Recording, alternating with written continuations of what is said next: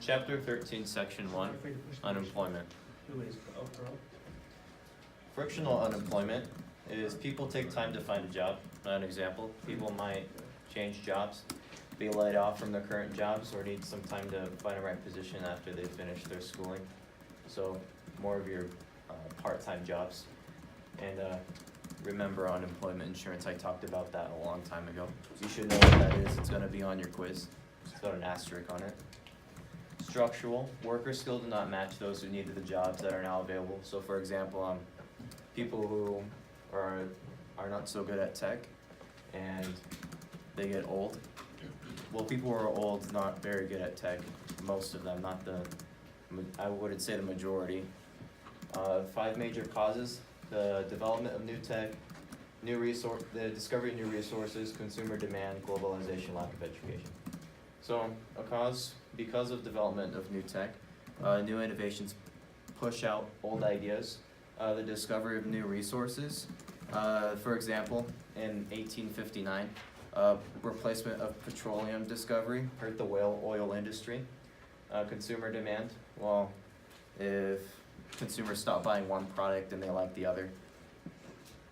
Globalization is countries become open to foreign trade, and as a result, they relocate their jobs or facilities where costs are lower. Lack of education. People who drop out, an example is, let's say, someone doesn't know how to work the cash register, they're going to get fired. Seasonal unemployment. Industries slow or shut down for a season, make seasonal shifts in their production schedules. So an example is migrant farmers in the Great Depression, when they needed to farm oranges during one season.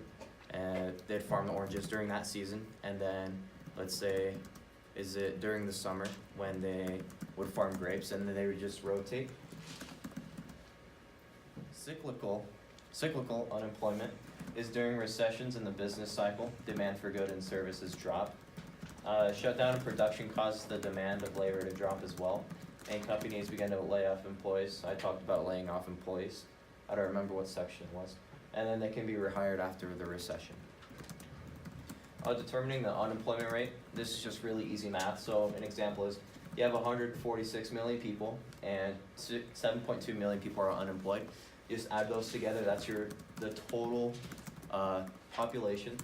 And then to solve for your unemployment rate, you just take your 7.2 million who are unemployed, divide it by the total, and multiply it by 100, and that should give you your percent. I'll put a problem like this on the quiz. How do you adjust it? It's adjusted seasonally.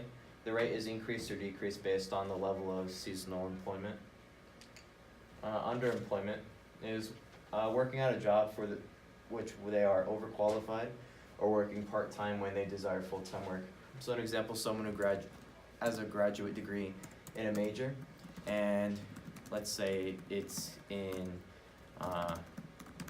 mechanical engineering or aerospace engineering, and they go work at like a mechanic's shop or something for part-time, and the job that they desire, let's say it's at United Airlines or NASA for a full-time job.